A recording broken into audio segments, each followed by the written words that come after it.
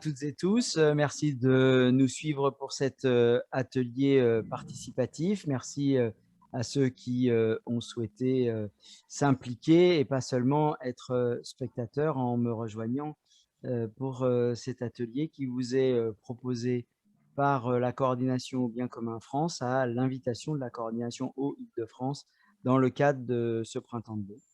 Dans cette semaine qui suit la journée mondiale de l'eau qui était lundi 22 mars, comme chaque année, à l'invitation de l'Organisation des Nations Unies. Ce qui nous réunit ce soir, c'est d'essayer de trouver une façon de collectivement essayer de décrire ou de partager par notre intelligence collective ce que effectivement recouvre une facture d'eau ou des charges récupérables, puisque dans bien des cas, dans l'habitat collectif ou dans des copropriétés, vous avez aussi, bien sûr, des usagers de l'eau qui sont amenés à payer cela au travers des charges récupérables liées à leur logement. Peut-être que s'il y avait des commentaires ou des questions, Vanessa, sur le Facebook Live, tu pourras aussi nous en faire état à un moment donné, en complément dans la dernière partie, parce qu'il n'y aurait pas de raison que ceux qui sont arrivés un peu plus tardivement, mais qui finalement sont séduits par la démarche, ne puissent pas trouver un débouché à leurs interrogations, en tout cas une prise en compte par notre petit collectif de travail. Alors, ce que je vous propose pour commencer, moi je vais prendre des notes en fait. Je vais vous demander tour à tour, pour ceux qui sont là avec moi sur cet atelier, sur cette application de visio, c'est de bien vouloir donner à chaque intervention, on tournera plusieurs fois, donner un élément que vous estimez être en train de payer quand vous payez l'eau. Alors, quand je vais dire là, quand vous payez l'eau du robinet, bien sûr, parce qu'on pourrait en annexe, et c'est non négligeable comme sujet, parler de l'eau en plastique, mais là, on est sur l'eau du robinet et sur les charges récupérables ou la facture quand on est directement soi-même abonné d'un opérateur de distribution de l'eau potable. Voilà. Donc, ma question est la suivante.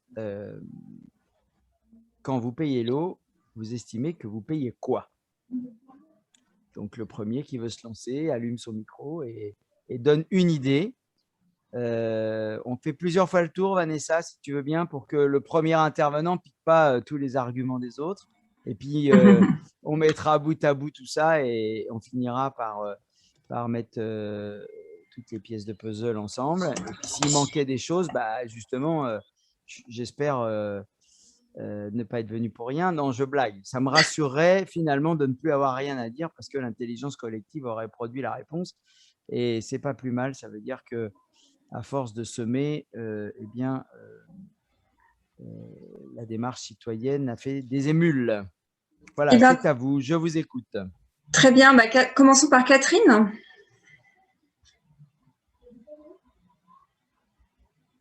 Quand je paye l'eau, je paye quoi? Une idée. Celui qui veut, si Catherine veut avoir un peu le temps de réfléchir. Bonjour. Je vous écoute. Bonjour. Moi c'est juste pour... je vois que Pierre s'était présenté. Je travaille à Grand Paris Sud-Est Avenir, un établissement public territorial, et je suis chargée de l'évaluation des politiques publiques. Et on nous demande d'évaluer justement le prix de l'eau, et notamment les négociations qui ont eu lieu sur un achat groupé d'eau. Donc, ça m'intéresse de savoir qu'est-ce qu'on peut trouver comme facture. Et donc, moi, je dirais, pour répondre à la question plus pratique, d'abord, on paye sa consommation et son abonnement. Donc, un abonnement, une part fixe, et la consommation, une part variable en fonction de ce qu'on a consommé comme eau. Alors, et je on laisserai paye sa les autres consommation. Consommation et oui, j'ai entendu. Allez, on va rester sur une idée. La personne suivante. Bien, moi, je pense qu'on paye le traitement de l'eau une fois qu'il est pour le traitement, d'accord. Voilà. Une autre idée, quelqu'un d'autre? Bien, la protection des sources et des ressources. L'entretien du réseau? Non, je n'ai pas été entendu. Si, ça marche. Ah bon, pardon. Super. Je note Ouais, super.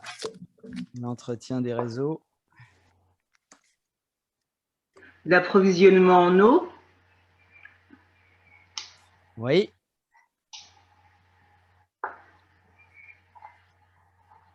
Les actionnaires.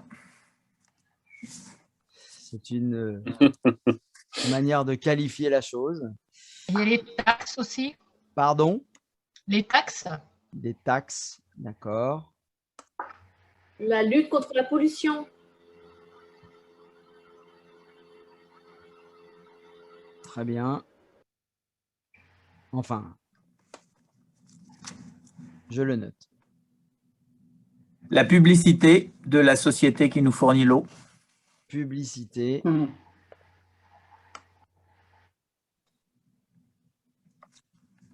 Quoi d'autre encore?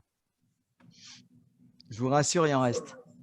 La piscine municipale et le gymnase qu'ils nous ont payé pour se repayer derrière. Ah là, je vois que vous êtes qualifié sur le sujet. Alors, pourquoi pas la piscine municipale? On décryptera cela parce que… Ça n'est peut-être plus vrai. Ou c'est peut-être devenu… Ah bah, ça dépend des lieux et des situations. Oui. Au cas par cas. D'accord. Quoi d'autre? Une part pour l'agence de l'eau locale. L'agence de l'eau, bien sûr.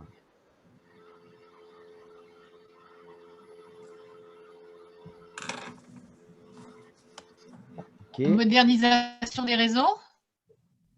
La modernisation des réseaux.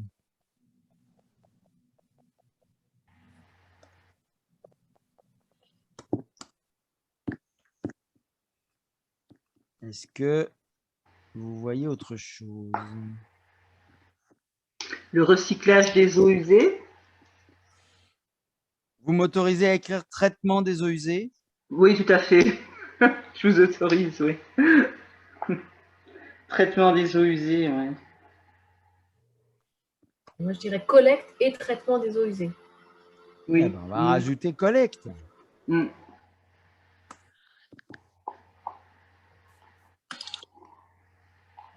Bon, il y en a encore un peu, hein, mais on va les évoquer, ensuite, sauf s'il y a vraiment là quelqu'un qui se précipite sur le micro pour proposer quelque chose. Il y a écrit organisme public aussi, 10%. Est-ce que c'est l'agence de l'eau et d'autres? Ouais. Et notamment voie navigable dans l'histoire aussi. Voilà. Voilà. Donc, on va mettre voie navigable. Allez. La collecte. À Bruxelles. Comment, Bruxelles? Comment? Le lobbying à Bruxelles. Ah, ou à Paris, hein, il n'y a pas besoin d'aller forcément très loin. Bon, on va mettre les lobbies.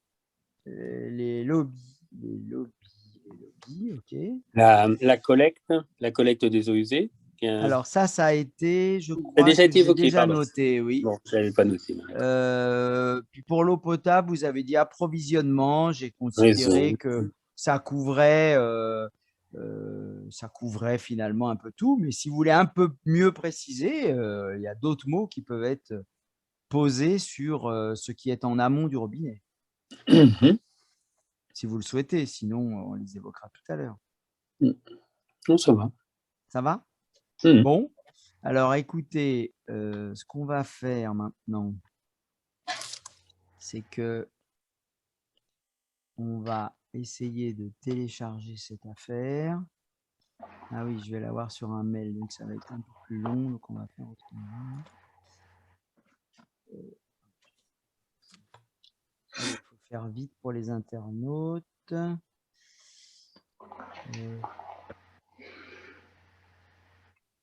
Non, bon, là. Maintenant que j'ai fait la saisie, je suis obligé d'aller au bout de mon geste. Pardon, je vous fais attendre. J'aurais mieux fait.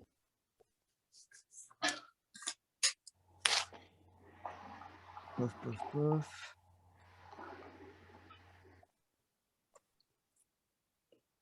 Voilà. Bon, eh ben, je vais le faire avec ça.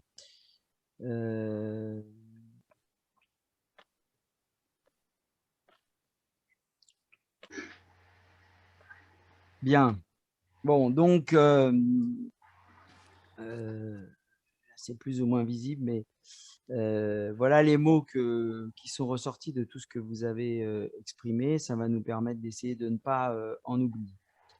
Bon, vous avez, pour l'essentiel, dit des choses qui sont à la fois présents sur des factures quand on a la chance de les avoir, puisque dans l'habitat locatif dans lequel ou dans les copropriétés où il n'y a pas de compteur individuel déployé par l'opérateur, eh bien, on n'a même pas accès aux informations qui figurent sur la facture.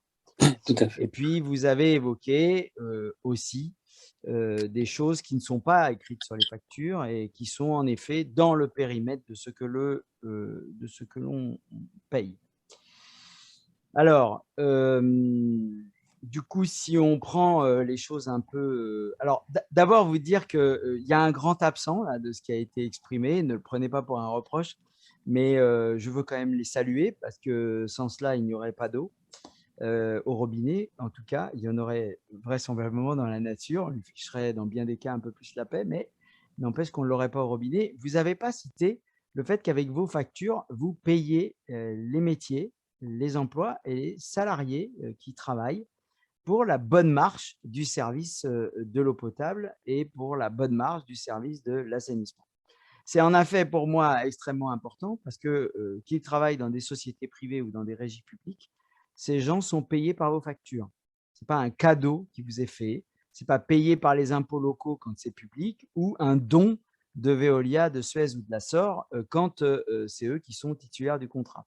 C'est bien parce que vous êtes addict à l'eau que vous ne pouvez pas vous en passer et pour preuve, dans 3 jours, vous seriez mort si vous vous passiez d'eau, eh bien, qu'il y a des gens, des savoir-faire qui se déploient avec des fontainiers, avec des techniciens, avec des ingénieurs, avec des électromécaniciens, avec des grutiers, etc., etc.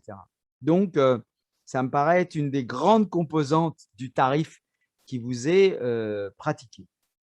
Alors, sur vos factures, vous voyez apparaître des organismes publics, vous les avez cités, notamment les agences et voies navigables. Les agences de l'eau sont des formidables outils planificateurs si on veut bien leur laisser les moyens payés par les gens au travers de leurs factures pour pouvoir préserver la ressource, financer des modernisations et des progrès en matière tant d'assainissement que de traitement que parfois même de schémas liés à l'impact de l'eau pluviale et dans le contexte de dérèglement climatique avec les grands phénomènes d'évaporation confrontés au réchauffement qui peut venir notamment des espaces maritimes. On sait ô combien cela a des conséquences sur des sols lessivés.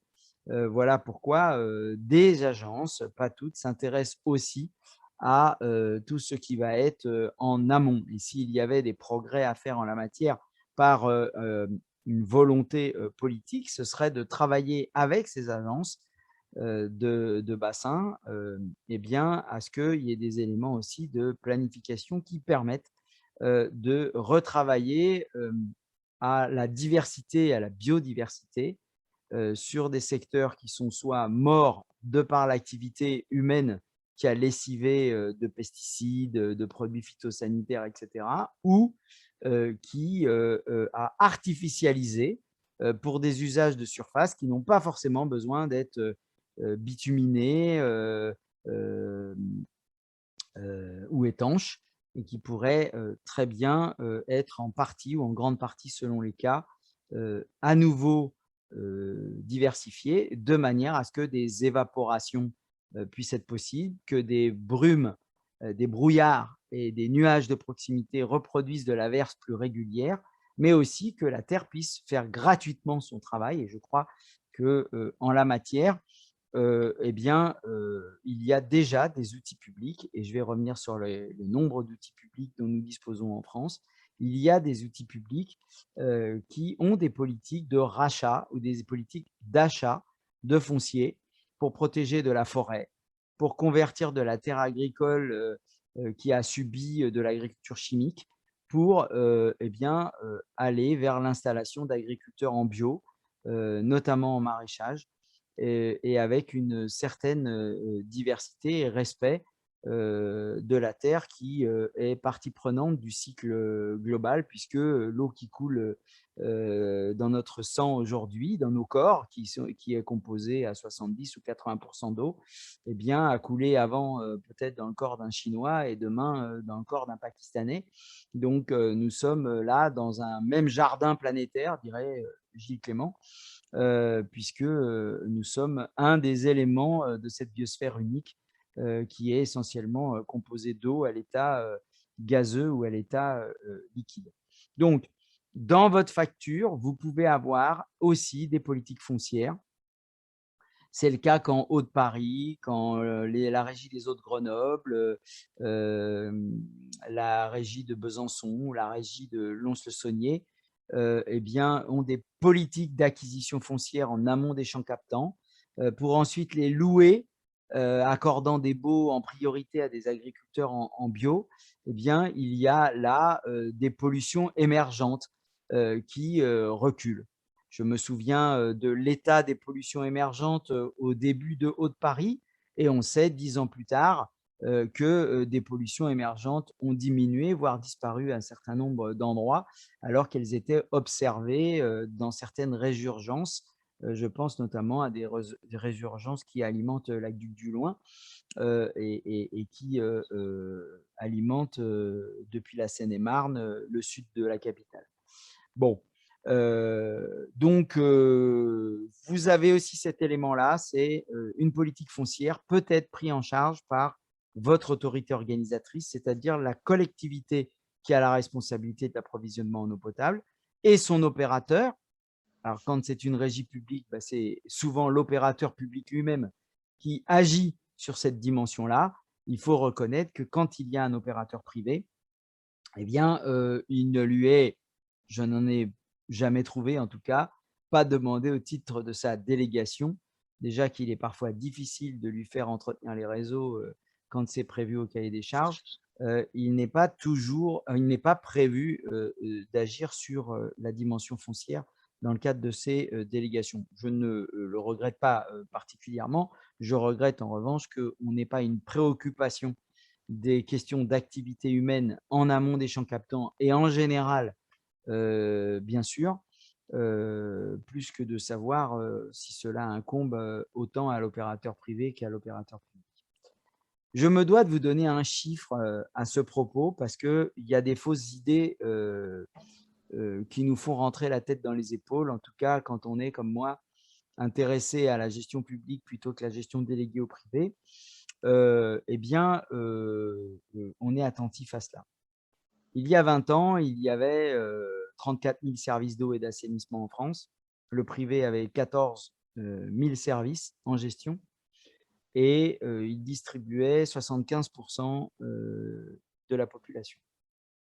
Donc, quand je vous ai dit ça, déjà, j'espère que vous notez tout de suite que le modèle dominant français, il y a 20 ans, en nombre de services, c'était déjà la régie publique. C'est-à-dire qu'on a intériorisé le fait que le modèle français de gestion de l'eau, en termes de services déployés sur le territoire outre-marin et métropolitain, ce serait Veolia, Suez et consorts.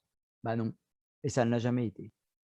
En termes de savoir-faire, de métier, la fonction publique territoriale pour les régies directes ancestrales qui ont toujours existé, déploie de la compétence, du savoir-faire dans tous les métiers indispensables. On oublie souvent de le dire, de le valoriser, alors que ces agents publics n'ont pas démérité et méritent d'être mis à l'honneur parce qu'ils n'ont jamais eu besoin de la tâche équestre de Veolia, de Suez, de la SOR ou de la Sogedo pour faire bien leur travail. Mais nous sommes 20 ans plus tard. Et qu'est-ce qui s'est passé? Depuis l'appel de Varage, si je veux prendre une date en référence, qui a été lancé notamment par Michel Partage en présence de Daniel Mitterrand. Il s'est passé qu'aujourd'hui, il y a encore, non pas 34 000 services d'eau et d'assainissement, il y en a encore 31 000. parce que les syndicats ont fusionné, parce que des communautés ont pris le relais sur les communes, etc., etc. Donc, il y a moins de services d'eau et d'assainissement qu'il y a 20 ans. Mais pendant qu'on est passé de 34 000 services d'eau et d'assainissement à 31 000 services d'eau et d'assainissement, eh bien, le privé n'a plus que 7 000 contrats. Et là où il distribuait 75% de la population, il n'en distribue plus que 61%.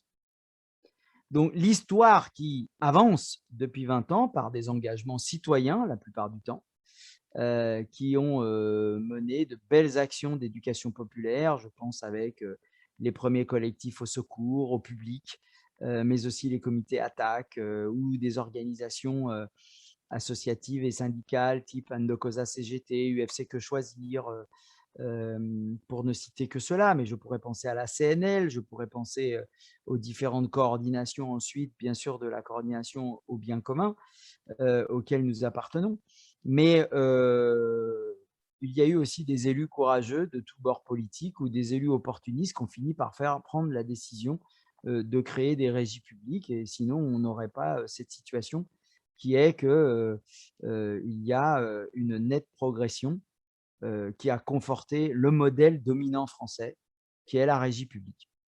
Alors avec des formes nouvelles, puisque vous avez des opérateurs publics qui sont un peu différents du modèle ancestral de la régie directe, puisque depuis 1926, toutes les régies qui se créent à la suite d'un opérateur privé sont des établissements industriels et commerciaux, donc des régies publiques avec soit des conseils d'exploitation ou des conseils d'administration. Ça permet notamment que les associations d'usagers ou les usagers soient représentés dans des instances consultatives, voire dans des instances décisionnelles, selon le statut de régie qui est choisi. Je ne rentre pas plus dans le détail, on verra si vous avez besoin en posant vos questions tout à l'heure. Donc, du coup, ça m'amène à dire, au-delà des chiffres que je tenais à rappeler, que en fait, vous n'allez pas payer la même chose, et c'est un peu évoqué par les choses que vous avez soulevées à propos de l'abonnement, ou à propos des actionnaires, par exemple. Vous n'allez pas forcément payer la même chose en fonction de qui est l'opérateur. Vous avez des régies publiques qui sont finalement gérées en fonction de sensibilité politique, citoyenne, dans des conseils municipaux, dans des conseils syndicaux, des conseils communautaires, qui vont avoir des cultures très différentes. Certains vont avoir l'idée que la régie publique doit être une entreprise publique performante. D'autres vont vouloir que ce soit très démocratique et inclure dans leurs travaux les questions d'urbanisme autant que les questions de qualité d'eau, parce qu'ils pensent que les deux sujets se tiennent. Bref, vous allez avoir tout ce que la diversité de la vie locale, municipale ou communautaire ou métropolitaine peut déployer du fait des élections, parce que les majorités politiques et les sensibilités citoyennes évoluent, et peut-être même la prise de conscience a progressé ces 20 dernières années et les choses sont peut-être différentes. Vous avez aussi des collectivités qui ont demandé à leurs opérateurs publics, notamment, d'avancer sur la question du droit à l'eau avec des tarifications différenciées en fonction des usages, les uns voulant la quasi-gratuité ou la gratuité pour les mètres cubes vitaux, les autres tenant à ce qu'il y ait des progressivités tarifaires en mode plus on consomme, plus ça doit être cher parce qu'il faut lutter contre les mésusages. Bref, vous allez aussi avoir ça qui va être très hétérogène d'un territoire à l'autre en fonction de qui administre, anime l'autorité organisatrice. Et puis après, il y a les différences entre les deux grandes familles d'opérateurs, les opérateurs publics et les opérateurs privés. Et là, je vais vous pointer quelques différences qui font que dans un cas, vous les payez, dans l'autre cas, vous ne les payez pas. Et du coup, vous ne pouvez pas répondre à la question de tout à l'heure de la même manière. Par exemple, premier élément, un investissement de 10 millions pour, ou de 2 millions, mettons, allez, 2 millions pour mettre en place une station avec des autopompes pour remplir un château d'eau. Mettons que ça vaut 2 500 000 euros. Bien. Si vous le payez dans le cadre du budget en comptabilité publique de l'opérateur public, qui est considéré juridiquement comme un budget annexe ou même quand la régie a la personnalité morale, un budget de comptabilité publique pour les spécialistes en M49. Eh bien, on amortit l'investissement de deux manières. Il y a un amortissement financier, je ne vais pas faire trop de technique ce soir, un amortissement financier, un amortissement technique. Dans les deux cas, pour l'amortissement financier, s'il y a une part d'emprunt, on va payer l'équipement. Et moi, j'incite à ce qu'il y ait de l'emprunt pour des investissements qui vont avoir des durées de vie longues et pas à faire payer par un autofinancement l'équipement dans la même année d'usager un équipement dans son entièreté alors qu'il va servir pendant 30 ans. Si j'avais pris l'exemple de la conduite en fonte, j'aurais dit qu'il va servir pendant 80 ans.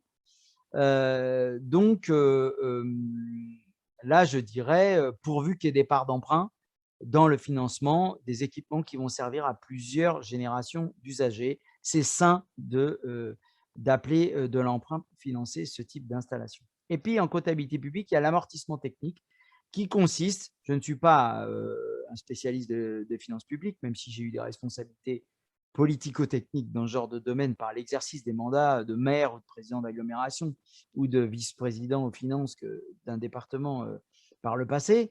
Mais tout de même, j'ai compris que j'amortissais dans mon budget en comptabilité publique le château d'eau, le tuyau ou la station, enfin les pompes pour remplir mon château d'eau sur la durée d'usage de ce patrimoine.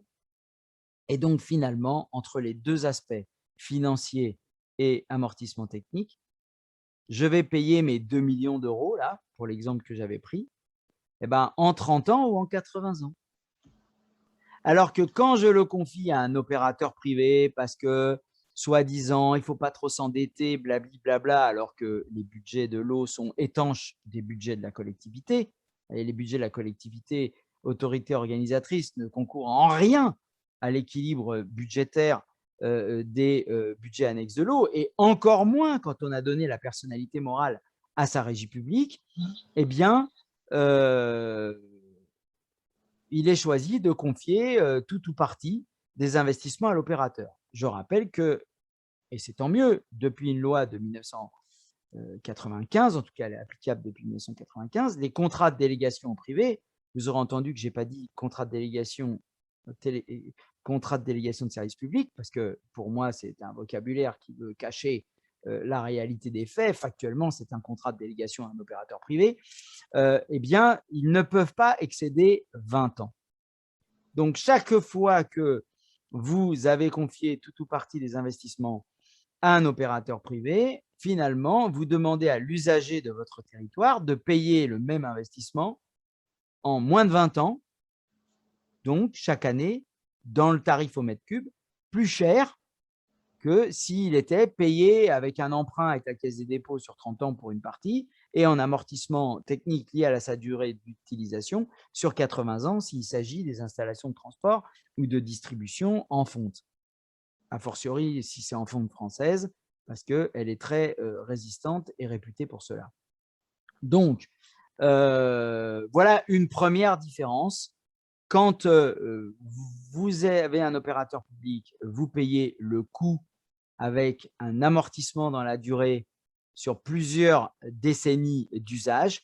Quand vous êtes avec un opérateur privé à qui on confierait les investissements, ce n'est pas toujours le cas, mais c'est souvent le cas, eh bien, vous payez plus cher puisque la même somme est payée en moins d'années par l'usager, alors que la régie, elle, a une durée de vie illimitée. Deuxième aspect, c'est la masse salariale. Quand vous êtes en régie publique, je vous ai dit tout à l'heure, dans vos factures, vous payez le personnel, les agents, la compétence. Oui, mais en gestion publique, vous ne payez dans votre facture d'eau que les moyens humains et techniques qui ont un rapport avec la bonne marche du service qui vous est rendu. Et d'ailleurs, vous êtes sur le principe français du service fait, et donc il est émis une facture et vous acquittez votre facture pour un service qui vous est rendu. Donc c'est logique.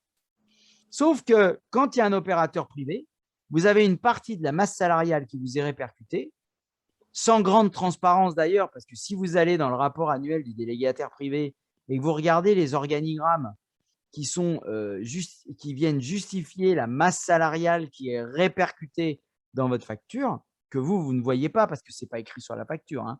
C'est écrit dans un rapport annuel qui est parfois pas très limpide, même s'il est public. Vous y avez accès si vous le demandez à votre autorité organisatrice, c'est-à-dire la collectivité qui a compétence. Mais c'est sûr que si le maire ou le président rentrait dans la comptabilité analytique, ce qu'il a le droit de faire, et seulement lui a le droit de faire, de la dite société, il y verrait peut-être encore plus clair que ce qu'il y a dans ces rapports. Mais je disais, que quand vous prenez les organigrammes pour justifier ces masses salariales, vous vous rendez compte que dans plusieurs contrats différents, il apparaît le même organigramme. Donc finalement, vous ne savez pas très bien quelle est la part d'équivalent temps plein qui est répercutée à vous en tant qu'usager. Vous pourriez même, si vous étiez un peu parano, puisqu'il arrive qu'on finisse quand même par constater que le doute est peut-être légitime, eh bien, c'est que finalement, peut-être que vous payez plusieurs fois les mêmes emplois quand il y a un opérateur privé. Et notamment, les directeurs régionaux, les directeurs commerciaux, les directeurs financiers concentrés sur le fait que le contrat doit rendre les objectifs financiers attendus par le conseil d'administration ou l'assemblée générale des actionnaires, comme disait Xavier Renoux tout à l'heure à propos des actionnaires, eh bien, ces emplois-là n'existant pas en régie publique, hein, parce qu'en régie publique, il n'y a pas des gens qui sont payés pour emmener les élus à Roland-Garros, hein, donc vous avez au moins ces emplois-là qui n'existent pas. Eh bien, c'est une différence comptable qui fait que sur ce point, la régie publique est obligatoirement moins chère qu'un opérateur privé. Troisième élément que je voudrais évoquer, ce sont les impôts locaux. Ces sociétés et leurs filiales estiment que vous devez leur payer leurs impôts locaux parce que c'est une charge, vous comprenez. Et donc, au titre de leur compte annuel de résultats d'exploitation, eh bien, ils vous mettent la ligne impôts locaux. Il arrive même parfois qu'elle progresse d'une année sur l'autre. Alors, vous allez voir les élus de bonne foi, vous dites « ah bon ». Veolia dit qu'il y a une augmentation de 25% des impôts locaux. Moi, je ne l'ai pas vu. Que se passe-t-il, etc. Machin. Ah ben non.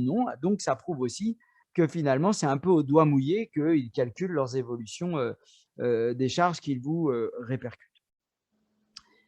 Quatrième point sur lequel je ne vais pas non plus trop m'attarder, mais qui mérite quand même de ne pas être oublié, vous l'avez évoqué en l'appelant actionnaire, mais c'est joliment présenté dans les rapports. Ça s'appelle la contribution aux organismes centraux et à la recherche. Intéressant parce que et à la recherche, tout d'un coup, vous vous dites « ah, on cherche quelque chose, ça doit être vachement bien, comme ça justifie les dépenses et que c'est dans ma facture, je veux bien savoir qu'est-ce qu'on cherche avec mon argent puisque je paye. » Et d'ailleurs, je suis incapable de vous répondre. Et donc, j'invite toujours les usagers, s'il vous plaît, écrivez à l'opérateur pour lui demander ce qu'il cherche avec votre argent, puisque nous sommes sous le joug de la facture qui couvre une dépense pour un service qui vous a été rendu. Donc, la première chose que m'a appris Odile de Corner, à l'époque directrice de Haute-Paris, elle m'a dit « Gabriel, il faut commencer par leur demander qu'est-ce qu'ils ont cherché avec notre argent parce qu'on a payé de la recherche. » Et si vous avez une réponse, je vous demande vraiment de me l'envoyer. Je suis joignable, mon mail est sur Internet partout, parce que moi, je l'attends toujours. Et quand je cherche par moi-même, je fais toute la France, toute l'année, sur ce sujet, et je regarde des rapports. Et quand il y a un logo de Veolia, un logo de Suez, un logo de la Sogedo, un logo de la SOR, eh bien, je trouve toujours la même phrase, sujet, verbe, complément, qui dit qu'il y a eu de la recherche de fait. Et finalement, j'ai fini par comprendre, au bout de 20 ans, que c'est un copier-coller, et je vous inquiète peut-être, mais il n'a pas changé depuis 20 ans. Donc, nous payons une recherche quand on a un opérateur privé, mais on ne sait pas laquelle. On ne sait pas si finalement ça sert quelques labos en partenariat public-privé avec des universités. On pourrait nous le dire. On aurait une appréciation de ce à quoi ça a servi. On pourrait nous répondre de manière extrêmement concrète. On pourrait nous dire si ça a servi à financer de la coopération à l'international. Bon, normalement, ça doit apparaître en tant que tel à l'initiative de l'autorité organisatrice, mais si c'est l'opérateur qui fait de l'expansion internationale sous couvert d'humanitaire, on veut bien l'entendre. Je veux dire, ça se discute peut-être, mais au moins, c'est une information sur laquelle, en tant qu'usager, nous, on demande à savoir à quoi ça a servi. Si c'est pour faire de la recherche, pour faire de l'osmose inversée, pour finalement rendre potable les eaux usées plutôt que de régler le problème de la qualité de l'eau de la Seine, ou si c'est pour dessaler l'eau de mer plutôt que de régler le problème de l'agriculture chimique et de l'élevage des cochons de manière intensive en Bretagne, au point qu'il n'y a plus d'eau potable bientôt dans toute la Bretagne, et qu'on nous le dise. Mais le problème, c'est qu'on ne nous le dit pas, et donc on ne sait pas pourquoi on paye et pourquoi nous, qu'on habite à Marseille, à Lyon, à Paris ou à Lille, pourquoi on paye de la recherche, notamment là dans les exemples que je viens de prendre, pour l'Île-de-France, pour Lille sur la distribution, ou pour Lyon et Marseille. À l'heure où je parle, c'est à Veolia qu'on paye cette recherche au travers de Veolia ou de ses filiales membres de la holding Veolia. Mais le plus important dans la ligne contribution aux organismes centraux et à la recherche, c'est contribution aux organismes centraux. Ça, c'est ce qui est pris dans votre porte-monnaie, qui passe dans le contrat et qui finit directement à la maison mère. Et ça, je veux pouvoir vous dire que ça n'existe pas en régie publique. C'est-à-dire qu'en régie publique, chaque centime payé par l'usager au travers de sa facture ou de ses charges locatives ou de copropriété, eh bien, reste enfermé dans le budget de l'eau. Et donc, l'argent qui est arrivé dans les comptes de la régie publique seront constatés au compte administratif et l'année d'après, l'argent non dépensé, on y reviendra dans un instant, eh ben, reste emprisonné dans le budget de l'eau. Mais quand vous avez un opérateur privé, vous avez 5, 10, 15% qui s'évaporent et qui remontent directement à une maison mère. C'est donc ça, la quatrième différence qui confirme que la régie publique, au lieu et place d'un opérateur privé, au même endroit, avec le même périmètre de compétences, avec la même qualité de service, est obligatoirement moins cher. Mais je n'ai pas fini. Vous payez l'impôt sur les sociétés, vous ne l'avez pas évoqué. Ou alors, je vais être loyal, vous avez dit des taxes. Si vous incluez dans les taxes tout à l'heure l'impôt sur les sociétés de l'opérateur Veolia, Suez, Sogé de Houssort, bon, bah oui, vous l'avez dit. Mais je préfère qu'on dise carrément qu'on leur paye leur impôt sur les sociétés parce que ça fait partie de ce qu'ils justifient comme étant des éléments de ce qu'ils appellent leurs charges. Enfin, sixième point, l'excédent de fin d'année. Si vous prenez le compte annuel de résultats d'exploitation, quand ils ne vous l'ont pas présenté en négatif, parce qu'ils aiment aussi montrer qu'ils souffrent beaucoup et que c'est pour ça qu'ils veulent rester et garder le marché, parce qu'ils perdent de l'argent, c'est bien connu. Eh bien, quand ils font cela, quand ils vous présentent les comptes annuels de résultats d'exploitation, il y a l'excédent de fin d'année. Hein, quand ils sont réglo, il y a l'excédent de fin d'année qui figure. Eh bien, en régie publique, comme je vous le disais à l'instant, l'excédent de fin d'année, c'est un excédent qui est constaté au vote du compte administratif par le conseil d'administration de la régie ou par le conseil syndical ou par le conseil communautaire ou le conseil municipal, selon qui exerce encore à ce jour la compétence en eau potable. Ce que je dis là vaut pour l'assainissement des eaux usées quand il y a délégation privée, hein, vous aurez compris que le raisonnement est le même. Eh bien, cet excédent, il est affecté en report et il constitue une inscription au titre des recettes dans le budget de l'année d'après. Mais si vous prenez les comptes annuels de résultats d'exploitation de l'opérateur privé l'année d'après et que vous cherchez où est l'excédent de l'année d'avant, vous ne trouvez jamais. Donc, voilà encore une somme qui disparaît, qui constitue pour moi une différence qui fait que, là encore, une sixième raison de défendre que demain à Est Ensemble, après-demain à Orly-Seine-Bièvre ou je ne sais où, eh bien, la régie publique, fût-ce même que de distribution, sera obligatoirement moins chère que ce que pratique Veolia en partenariat avec le CEDIF au travers de la filiale VEDIF que vous connaissez quand vous êtes francilien hors Paris. Donc, voilà ce que je pouvais vous dire pour les grandes différences. Après, vous avez évoqué les taxes. Alors, dans taxes, j'y rajouterai les TVA qui s'appliquent à des taux différents sur l'assainissement et l'eau potable du fait des lois de finances. Devant la commission d'enquête parlementaire demain matin, je vais penser à l'évoquer, oui, je l'ai noté, parce que je pense qu'on pourrait imaginer sur un commun indispensable à la vie à peut-être pratiquer une TVA zéro sur des choses qui sont à ce point l'égale de l'air et du rayon de soleil pour toutes les formes de vivants.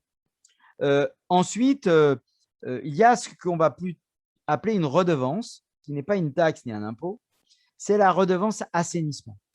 Cette redevance assainissement, elle rémunère soit la collectivité seule, qui a compétence sur les eaux usées, leur collecte et leur traitement, soit la collectivité compétente et l'opérateur privé, s'il y a un opérateur privé, ou parfois, ça va être dispatché sur la collectivité qui est en charge de la collecte et une autre collectivité qui est en charge de l'épuration. Alors, c'est par exemple une communauté d'agglomération, un établissement du Grand Paris qui va avoir une compétence en collecte des eaux usées, mais qui, par contre, va avoir le traitement avec le SIAP dit de Valenton pour ce qui est d'Île-de-France. Pardon si je ne dis pas précisément les choses, je ne suis plus en Île-de-France depuis 2014, donc je suis des fois un peu has-been sur l'organisation territoriale de l'Île-de-France. Mais ce que donc là, je voulais vous dire, c'est que vous avez la redevance. Et si on revient à proprement parler sur la facture, vous allez avoir donc ce qu'on va appeler la part communale ou intercommunale. Alors, par exemple, c'est le syndicat des eaux d'Île-de-France pour ce qui est de la part intercommunale. Vous allez avoir le délégataire. Vous allez, donc là, c'est VEDIF pour l'Île-de-France. À Paris, c'est Haut-Paris. Et ainsi de suite. Vous avez ensuite la part eaux usées, le chapitre des eaux usées, et c'est là que vous allez trouver cette redevance d'assainissement qui va toucher soit la collecte, soit le traitement et la collecte, selon les configurations territoriales qui ne sont pas tout le temps les mêmes en France. Et enfin, vous avez les fameux organismes publics que nous avons cités tout à l'heure, qui vont avoir des politiques d'aide, de subvention ou des politiques propres de valorisation des milieux aquatiques ou d'accompagnement des autorités organisatrices de l'assainissement et de l'eau potable. Pour faire vite, il leur arrive aussi de s'intéresser à accompagner des politiques agricoles, pas toujours dans le bon sens. Il faut faire extrêmement attention d'une région à l'autre, les agences étant administrées par une diversité de représentation dans lequel malheureusement les élus locaux et les usagers sont pas toujours bien représentés qualitativement et quantitativement. Et il y a, sous couvert d'associations environnementales, trop souvent finalement ce que d'aucuns parmi vous ont cité, c'est-à-dire les lobbies. Et les lobbies siègent dans les instances départementales, dans les instances des agences et à tous les niveaux, alors qu'ils sont finalement que les représentants d'un dispositif minoritaire en France, alors que, comme je vous l'ai dit tout à l'heure, il y a plus de 24 000 services d'eau et d'assainissement, et le privé n'a plus que 7 000 services en gestion. Et pour autant, on a un peu le sentiment qu'il tient encore le pavé, et notamment le pavé parisien, et le pavé bruxellois, ça a été évoqué, avec Euro, avec Aquafed. Eh bien, nous avons là encore des lobbies qui interviennent. Dire que vous les financez au travers de vos factures d'eau, c'est vraisemblablement possible parce que la FP2E, Aquafed ou Euro sont des fédérations d'opérateurs privés. Donc forcément, ces fédérations sont financées par les opérateurs eux-mêmes. Ce qui constitue le chiffre d'affaires de ces opérateurs, ce sont vos factures. Donc oui, très indirectement, mais ce n'est pas totalement faux que de dire que les lobbies sont financés par les factures des usagers puisque vous faites le chiffre d'affaires de ces boîtes. Il y a un sujet que vous avez évoqué, je ne le vois pas sur le nuage de mots, mais vous l'avez évoqué en creux en fait. Vous avez évoqué la modernisation. Ça, c'est parce que j'ai compris que vous étiez optimiste. et que vous ne vouliez pas dire les fuites, hein, que vous ne vouliez pas dire que chaque année en France, on perd de l'eau potabilisée pour rien, pour un volume qui correspond à la consommation de 18 500 000 personnes. 18 500 000 personnes, c'est le volume d'eau qui part en fuite. Alors, il y a des benets pour me dire, mais qu'est-ce que tu racontes, ça ne passe pas dans les compteurs.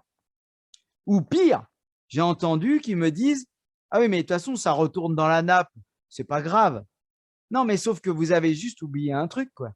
C'est que l'opérateur privé, qui lui vous répercute pas le coût, déjà que quand on doit répercuter un coût, celui du captage, celui de l'entretien, de la protection des captages, celui peut-être de la politique agricole et foncière qu'on met autour pour être sûr que l'activité humaine ne va pas dégrader au fil du temps le captage. Bon, ça, c'est pour les plus nobles de l'affaire, les plus vertueux, pardon. Mais on oublie que moi, quand Eau du Sud parisien est venu m'expliquer que à côté, à la sortie d'une usine qui appartenait à Suez, environnement au bord de la Seine, à Viry-Châtillon, le prix de l'eau, puisqu'ils disent prix quand nous on dit coût, ils disent prix quand nous on dit tarif. Hein. Vous voyez déjà la différence entre client et usager, bref, qui s'opère sur des petites choses, somme toute. Hein. Et puis, fidèle à la mémoire de Daniel Mitterrand, moi je dis toujours l'eau n'a pas de prix, donc je n'emploie jamais ce mot. Mais quand ils viennent vous dire ah mais c'est 82 centimes du mètre cube, la première fois vous dites bonbon, d'accord, et ça couvre quoi? Ça couvre la production et le transport. Bon, d'accord. Bon, alors je vais à 40 km du captage, interroger mon collègue à Arpajon, puis je lui dis dis donc, chez toi, Suez, là, il te vend à combien la production et le transport? Parce que moi, je suis à 4 mètres de la production, toi, tu es à 40 km. Et il me dit 82 centimes. Alors moi, comme un idiot, je retourne voir le mec de Suez et puis je lui dis mais pourquoi à 40 km, c'est aussi cher qu'à 4 mètres? C'est à eux que vous faites une ristourne ou c'est à moi que vous prétendez vendre trop cher? Ah, c'est parce que c'est la politique commerciale définie par le conseil d'administration. Ah, donc c'est un prix qui finalement ne couvre pas ce que vous évoquez, la production ou le transport. C'est le prix que vous avez décidé commercialement d'obtenir dès ce que vous appelez la production et que moi je vais appeler le captage. C'est-à-dire que ce que vous prenez gratuitement à la nature, vous estimez, parce que la nature a fait le travail gratuitement pour que l'eau soit là dans la nappe d'accompagnement. Alors certes, ce n'est pas les résurgences d'eau de Paris en Seine-et-Marne où vous pouvez boire l'eau avec, à la sortie de la terre. Là, dans la nappe d'accompagnement de la Seine, il faut quand même quelques traitements. Mais si j'ai bien compris, il n'y en a pas pour 82 centimes. Donc, ça veut dire que vous voulez vous faire 82 centimes. C'est ce que je vous raconte, c'est 2012. Hein. Non, même 2011. 82 centimes du mètre cube à la sortie de ce que vous avez pris gratuitement à la nature. Bien. Donc, si moi, je peux démontrer que le réseau tel que M. Santini me le laisse, il est fuyard de 30%, vous allez injecter votre eau à l'intérieur de mes tuyaux de ma régie publique en attendant mon futur partenariat avec Eau-de-Paris, mais il y a l'équivalent de 30% de ce qui est produit qui va partir en fuite. Mais vous voulez obtenir 1 800 000 mètres cubes chaque année à 82 centimes parce que c'est ça qui sort de l'usine. Si les habitants n'en consomment finalement que 1 500 000, ce n'est pas votre problème. Mais l'usager, il va payer la différence, lui, des 300 ou 400 000 mètres cubes qui ont été potabilisés, pour lesquels vous voulez 82 centimes et qui ne sont partis en fuite. Donc, en ça, je soutiens que si le rendement du réseau et la modernisation n'est pas conforme à la durabilité des tuyaux, notamment, on sait qu'un tuyau en faute, ça dure 80 ou 100 ans, qu'un matériau type composite, ça dure 50 ans. Donc, qu'est-ce qu'il faut faire pour être plus vertueux quand on est en charge des services d'eau? Et ça vaut aussi un peu pour l'assainissement. puisque les réseaux d'assainissement sont aussi dans les mêmes matériaux et connaissent peut-être les mêmes évolutions en termes de vieillissement. Bon, eh ben, quand on est en charge de ça, on se dit, si mon tuyau il a une durée de vie de 50 ans ou il a une durée de vie de 100 ans, il faut que je le renouvelle entre 1 ou 2% par an pour être plus vertueux que la génération d'avant. Et je vais transmettre aux générations futures des installations de distribution de l'eau potable ou de collecte des eaux usées en meilleure qualité ou en tout cas en qualité maintenue par rapport à ce que moi, j'ai eu en charge en rentrant au conseil municipal, au conseil communautaire, au conseil métropolitain, au conseil syndical. Voilà ce que je dois faire. Et donc, quand vous voyez que sur les conseils d'un opérateur privé, une autorité organisatrice renouvelle ou fait renouveler par son opérateur des réseaux à raison de 0,3% par an ou 0,5% par an, comme encore aujourd'hui, M. Santini et le CEDIF l'exigent de son opérateur VEDIF, ou le fait sur ses fonds propres avec la part syndicale, avec des taux de renouvellement inférieurs à la durabilité des matériaux qui sont dans le sol, avec les activités urbaines qui ont évolué, avec les vibrations, avec les fuites qui ont créé des poches, qui ont créé des affaissements de terrain, et qu'est-ce qui se passe? Ils continuent à mettre de la pression de plus en plus forte dans les tuyaux, et tant que vous ouvrez le robinet à la salle de bain et que l'eau, elle coule et qu'il n'y a pas de matière en suspension dedans, tout va bien, ni vu, pas pris, mais vous payez les fuites. Et si les agences de l'eau ont mis en place des pénalités pour obtenir des performances en termes de modernité, ces pénalités sont payées par qui? Vous croyez qu'elles sont payées par l'opérateur sur ses frais, sur ses dividendes, sur ses marges? Mais non, c'est l'usager qui est puni 2 fois, parce que la ressource, elle est gaspillée pendant le transport, on la lui fait payer parce que l'opérateur, il veut ses 82 centimes ou son euro à la production dans la facture finale qu'il fait payer à l'usager, même s'il y en a 30% qui sont partis en fuite, d'accord? Et en plus, il arrive l'agence qui dit punition, le rendement n'a pas été atteint, ce n'est pas sérieux, vous avez une redevance agence majorée. Et qui va la payer? L'usager. Donc, c'est double peine. Bon, je ne vous dis pas que c'est le cas systématiquement dans les territoires qui vous concernent, mais c'est pour vous donner l'état d'esprit de la construction de ce que vous payez avec vos factures. Voilà, j'ai été bavard, j'ai dit un certain nombre de choses, j'ai sûrement pas tout évoqué, j'ai bien vu que certains ont évoqué la publicité, ont évoqué, qu'est-ce que j'ai vu tout à l'heure qui m'a fait un peu sourire? Bon, les lobbies, bien sûr. Mais les piscines. Ah oui, pardon. Alors les piscines, je sais pourquoi je suis en train de l'oublier. C'est parce que j'ai pas compris comment fallait le prendre. Tel que ça a été posé, vous avez fait référence au partenariat public-privé, c'est-à-dire aux équipements que finalement, avec la stratégie commerciale et la longévité des contrats obtenus qui se renouvellent sans cesse, finalement, on vous dit, écoutez, c'est pas grave, les tarifs augmentent plus vite que l'inflation, les usagers trinquent, c'est vrai, la marge désormais est de 30% par rapport à la date de signature du contrat. Bon, mais on va faire un retour pour le territoire et on va construire la salle culturelle qui vous va bien, la piscine qui vous plaît mieux.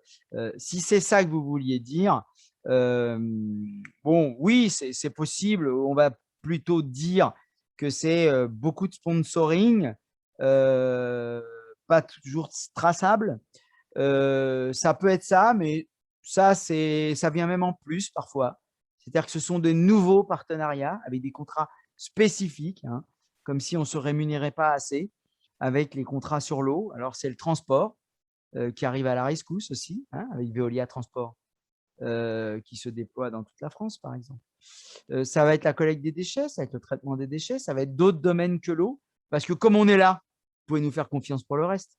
Hein.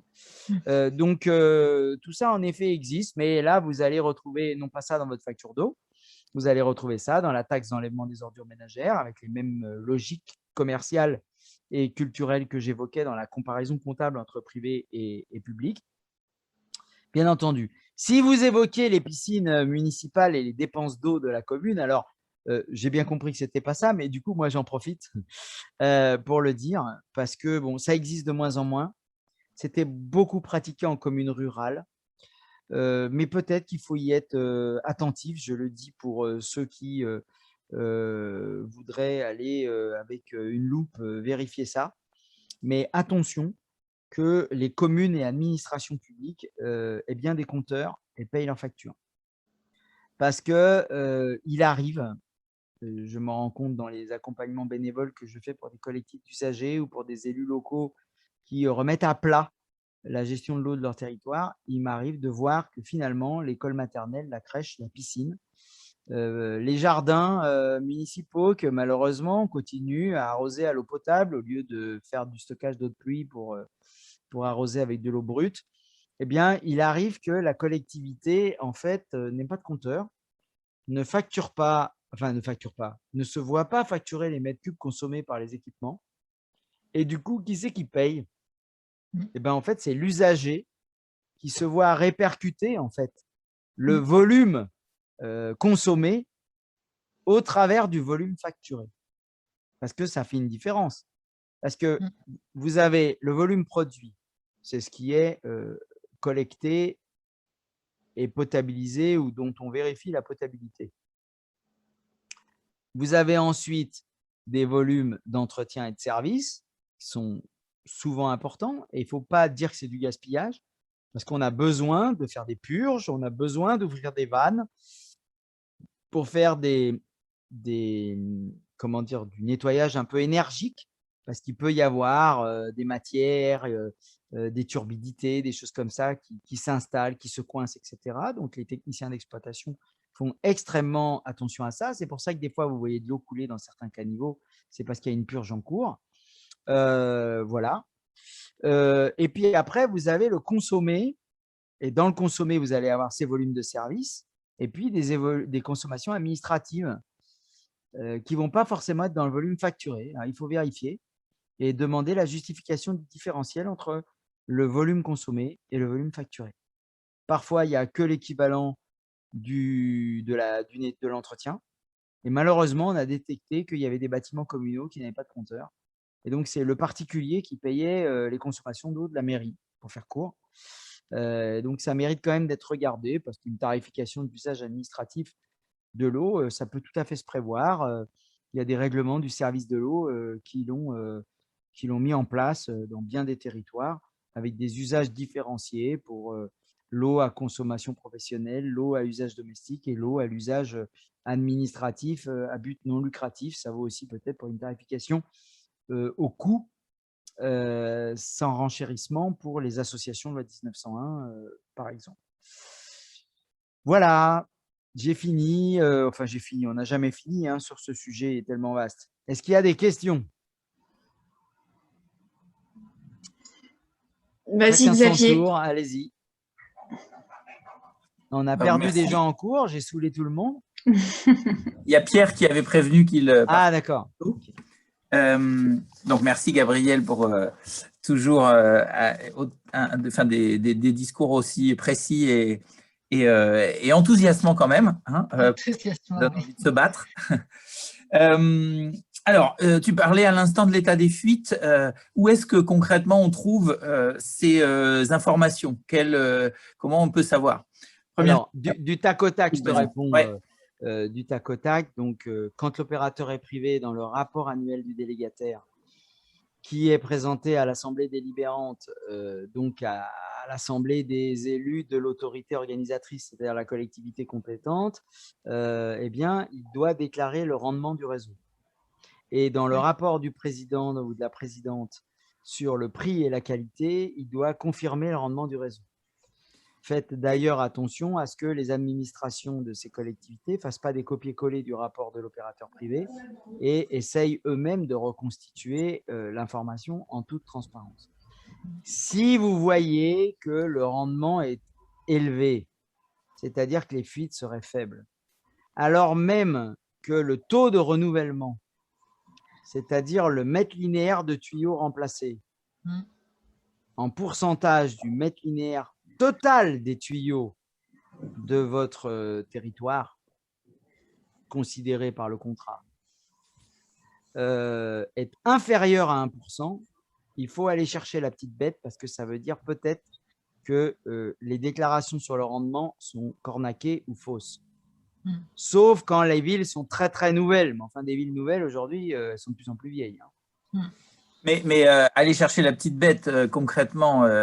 Concrètement, c'est il vous donne en tant qu'élu d'opposition, vous avez accès les documents, en tant que oui.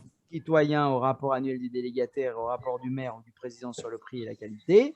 Ouais. Et vous avez normalement dans ces documents, sinon vous posez la question par écrit et vous demandez combien de mètres linéaires a été renouvelé dans l'année N ou l'année N-1 et vous ramenez ces 3 km de tuyaux aux 150 km de tuyaux du territoire considéré par l'autorité organisatrice de référence et vous dites ça fait tant de pourcents.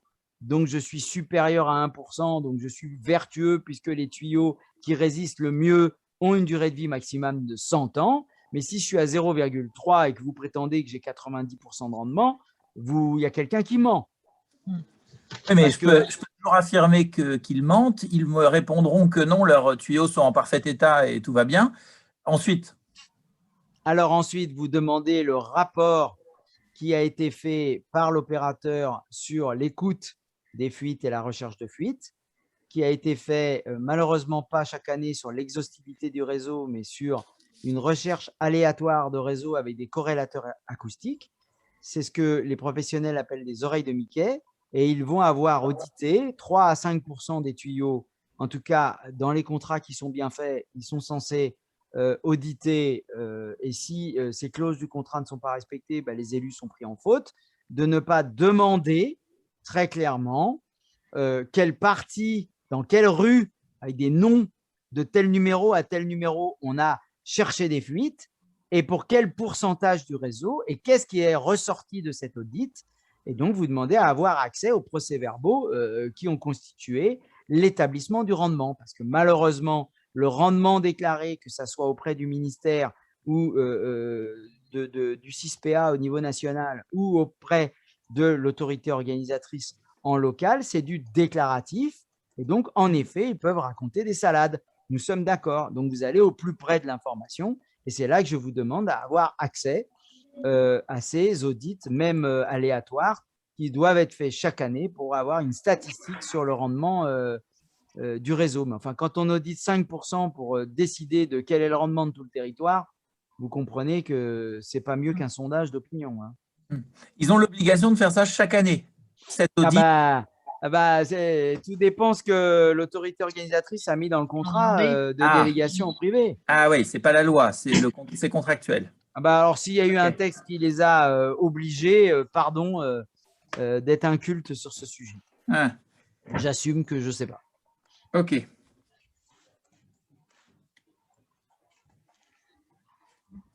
J'avais d'autres questions, mais… Juste avant, si quelqu'un d'autre qui n'a pas encore parlé souhaite poser une question. Pas de regret? Non. Bon. Xavier? Alors, c'est sur la représentation des usagers.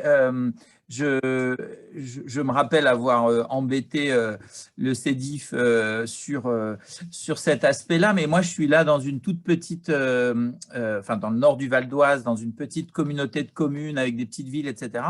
Et j'ai jamais entendu parler de présence d'usagers nulle part. Et comme c'est une compétence communauté de communes et que je ne suis qu'élu d'opposition au niveau de la ville, enfin d'une des villes, eh bien certes, je suis informé, j'ai les rapports que tu mentionnais à titre informatif. Et puis en gros, pas beaucoup d'autres moyens. Je peux poser 2-3 questions, mais c'est tout. Comment je fais pour m'assurer qu'il y a des usagers, voire évidemment… Bon, sans rentrer dans un dialogue et rester un peu de manière adaptable à la diversité de vos territoires. Donc d'abord, pour que les usagers participent au choix, il faut que l'opérateur soit public et notamment qu'il ait le statut de régie publique à personnalité morale. D'accord. Parce que dans les sociétés publiques locales, il n'y a que les représentants des actionnaires qui sont les collectivités adhérentes, les actionnaires de la société publique locale. Dans les sociétés d'économie mixte, à oui, dans les sociétés d'économie mixte en mode CEMOP, eh bien, les élus sont minoritaires et l'actionnaire majoritaire est un opérateur privé. Donc, il ne reste plus que les régies publiques sous la forme d'établissements publics industriels et commerciaux. À simple autonomie financière, il y a un conseil d'exploitation qui doit rendre un avis avant la délibération de la collectivité dans son conseil, dans son assemblée délibérante.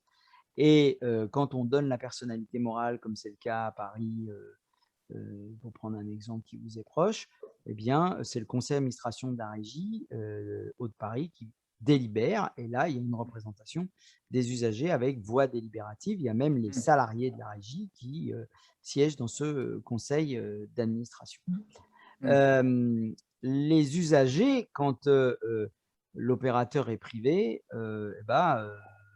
si c'est le conseil communautaire de la communauté de communes qui a compétence en eau, eh bien, ils peuvent assister dans le public. Voilà. Et on ne leur donne pas forcément voix au chapitre parce qu'on n'interrompt pas la séance pour leur donner la parole.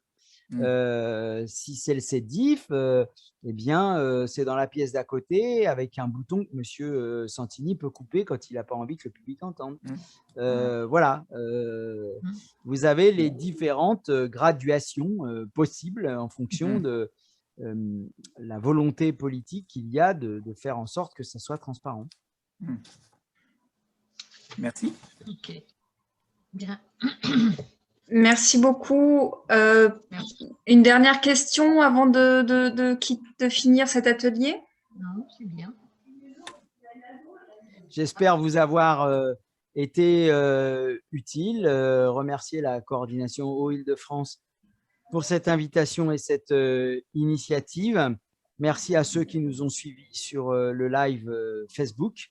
Et je vous souhaite une bonne soirée. D'autres initiatives ont lieu tout au long de cette semaine et ce mois, à l'instar de ce à quoi nous a invité Pedro Arroyo, rapporteur spécial aux Nations Unies, qui nous a interrogés, interpellés sur le fait qu'il fallait se préoccuper de la valeur de l'eau, peut-être pour examiner quelle est la valeur à prendre en considération pour l'intérêt général humain plutôt que pour les intérêts des places boursières qui ont commencé aux États-Unis à ouvrir la spéculation sur ce que la nature fait gratuitement et qui, selon eux, aurait une valeur marchande et un potentiel d'investissement au travers des propriétés acquises par des entreprises privées, des grands groupes, etc. Soyez vigilants, hein. Restez en alerte, s'il vous plaît, et j'espère participer à tous les débats pour bien mettre la question de la vie au cœur de ces débats. Oui, merci beaucoup. Oui, j'avais juste une demande, soit à la coordination, soit à toi, Gabriel. Je recherche une liste actualisée des communes grandes et petites qui auraient effectué un retour en régie publique. Parce que mon maire me renvoie sans arrêt, quand je lui donne des exemples, je lui donne évidemment Paris, Bordeaux, etc. Je lui donne aussi des villages de 1000 habitants pour dire c'est possible. Et lui, il me dit, ouais, mais nous, c'est jamais la bonne échelle. Alors, d'abord, je veux bien bénévolement venir expliquer que vous avez suffisamment de mètres cubes facturés pour vous financer vos choix de gestion publique, parce que c'est ça le magot qui vous permet de garantir la bonne marge de votre service. Mais vous avez le Pays de Gex dans le Haut-Bugey il y a peu. Il y a en ce moment la communauté agglomération de Lisieux qui est en train d'opérer un retour en régie. Donc, oui, il n'y a malheureusement pas de liste exhaustive. J'aurais dû au moins tenir compte de toutes celles qui se sont déclenchées, non pas seulement parce que j'y étais passé, mais au moins j'avais apporté ma modeste contribution en passant par là. Il y a La Rochelle, dans une autre mesure, qui était déjà en régie, mais qui, à l'échelle de son agglomération, va étendre son périmètre d'intervention, alors que quand j'y suis allé la dernière fois, ils avaient plutôt peur que ça soit l'inverse. Parce que je lui ai cité Varage. Et c'est tellement vieux, Varage. Mais oui, et manque de peau, Varage est revenu alors, oui, alors c'est c'est pas très juste, hein, ça prouve à quel point c'est idéologique. Parce que les communes rurales de France desservent de l'eau de qualité. Je suis moi-même là desservi dans la commune dont tu vois le fond d'écran par la régie publique des balcons du Dauphiné, qui avant était le syndicat des eaux d'Optevos, qui a toujours été en régie publique. Et c'est une myriade de petits villages de 2 à 300 habitants, 400, 500, 1000 grand maximum, qui sont là et qui n'ont jamais vu l'ombre d'une entreprise privée et ont toujours eu une eau formidable, de qualité. Et il ne nous viendrait pas l'idée d'aller acheter de la bouteille en plastique, quoi, hein. Enfin, de l'eau en plastique, dois-je dire. Bon, Voilà. je dois… Donc, ouais. Oui, je dois finir cet atelier. Il va y avoir, voilà, c'est ça, la suite de la soirée avec un webinaire sur eau et climat. En tout cas, voilà, s'il vous reste encore des questions, même plus tard, si vous souhaitez nous contacter pour poser vos questions, n'hésitez pas à Gabriel ou à la coordination Île-de-France. Nous sommes complètement disponibles pour compléter vos demandes. merci. Voilà. Merci beaucoup. On continue, bon courage. Au revoir. Au revoir, merci de votre participation. Et au revoir à toutes et tous.